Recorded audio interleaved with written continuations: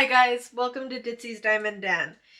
So we are going to be kitting up Goddess of Spring by ChrissaBug. This is a square 50.8 by 78.7 centimeter, and it has more colors than I have ever done before.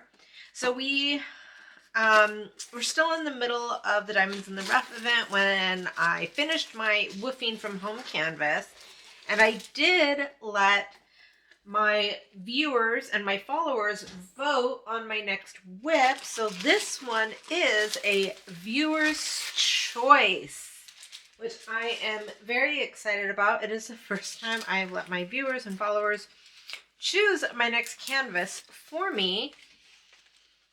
Usually I use my wheel, and I did use my wheel. I pulled the first 3 that popped up and put those in as options. And yeah, this has 83 colors. So I had to pull out a couple extra of my trays that I usually, they don't fit inside my containers, but I did pull a couple of those, and we're gonna see, because I just did a really confetti heavy canvas. So let's open this up. We're going to paper it up. We're going to see how much of this is going to be confetti, because it is smaller than the last one I did. So pretty. So I got a lot right here. Okay, so there appears to be quite a bit of color blocking. And even in the confetti areas, for the most part, it looks like I'm going to be able to multi-place. So I am going to, it's very spring-like, so I'm going to use some of my Bee's Crafty Corner. If you have not bought for her yet, check them out. You may be a little bit concerned when you first get them because these are a lot thicker than a lot of the other release papers that I've come across. They are a little stiffer and a little bit harder to roll up, but go ahead and just put that pressure on them because they will flatten back out no matter how tight you roll this. Just getting it the first roll up, because they're so stiff, can be a little bit more difficult than some, but don't worry about breaking them, hurting them, ripping them, because they are extremely durable. So let's figure out how many of these it's going to take, because unlike some people do and some people don't, they do their whole thing at once. So I kind of figure out which way I want to go with these, and it looks like I'm going to go. Okay, so after playing with this a little bit more, I am going to be putting 6 down, and this one does not have the perforated cover, so I'm just going to pull that up. I do start from the bottom and work my way up.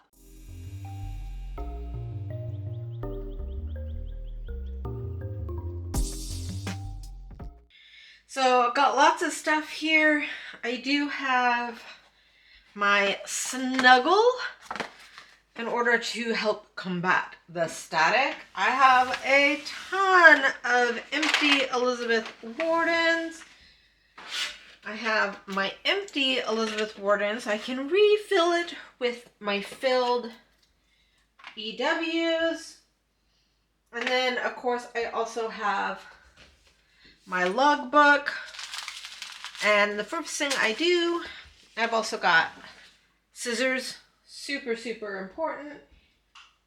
I have my double-sided tape, which is also important. And I did buy this recently, which is supposed to help me fill my Elizabeth Warden drills. I'm going to give it a try, see if I like it. I usually don't have a problem dumping them in, but I did just want to check. So back here is where I have my stash.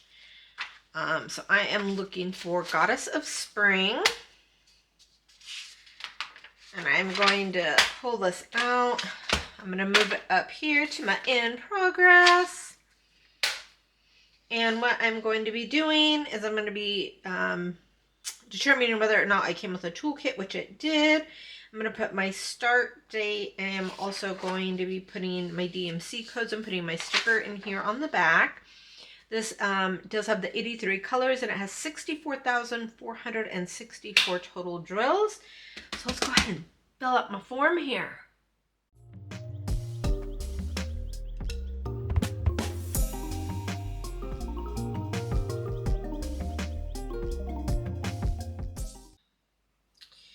So I've been playing around a little bit with my kit ups for my whiffing from home. You guys know that I didn't actually use all of these for the colors. Some of these I just slapped these labels directly on to my trays. I didn't like it. I also tried not using my double sticky tape on my Elizabeth Gordons, and I didn't like that either. So I've tried a couple different things. I would love to hear your guys' ideas for how you guys kit up. So for anybody that is new to my channel, I did just want to kind of give you a head start of how I do my kit ups. Also, if you guys have been liking what I've been putting out on my channel, please like and subscribe. Also, if the urge hits you, I definitely appreciate any super thanks that you may want to give me. Those are always greatly appreciated. If for no other reason than I may amuse you, because simple things win me, like tape. So I use the double-sided tape, and basically what I'm going to do is I'm going to pick a color here, and I've got 918, so I'm going to grab my 918, which is going to be over here, and I'm going to grab my Z597, which is a fairy dust. Now what I do is I take these and I just put them right here on the end on the double-sided tape, like that.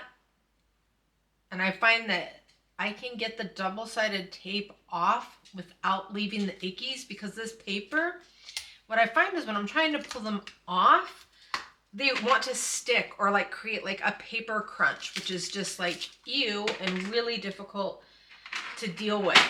So I just put the double-sided tape, and then this thing just peels off. It doesn't leave any ickies on my containers, so I don't have to like scrub them down as often, or like use the alcohol to get that feeling of stickiness. I don't get that with the double-sided tape like I do with just putting them directly on. So while this does make my kit up a little bit slower, for me, it is worth it because of the fact that I love to kit up. How do these work? And I do not like to kit down. So I wonder if if I have to actually take this off. So this is my first time using these. You probably pull the lid off. So these lids do come off. So I'm wondering if I'm supposed to pull the lid out. Looks like it. And then I do this, it looks like. Yep. So we'll see whether or not I like this, because I usually just don't have an issue with pouring mine directly in. But we'll see. Where's your tray? You usually have your tray underneath. I do. Thank you. See, I'm trying something new, so I'm forgetting things. So with the static, this definitely helps. So it looks like if I have a static bag,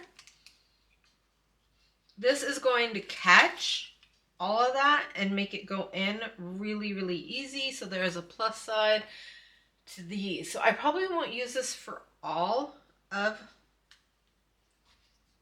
my drop-ins, but I'm definitely going to be using it when I can, because you can tell if you have a static bag. So I'm definitely going to be using that for this. I'm going to give it a little shake because I got some static going on. And then I've got this one already for this. So usually I can just kind of pour these in without an issue already. I'm definitely, so every time you see me use this, I'm going to be using this on the static bags, and we're going to see how it does with stopping that popcorn popping where they just scatter all over like little tiny bugs.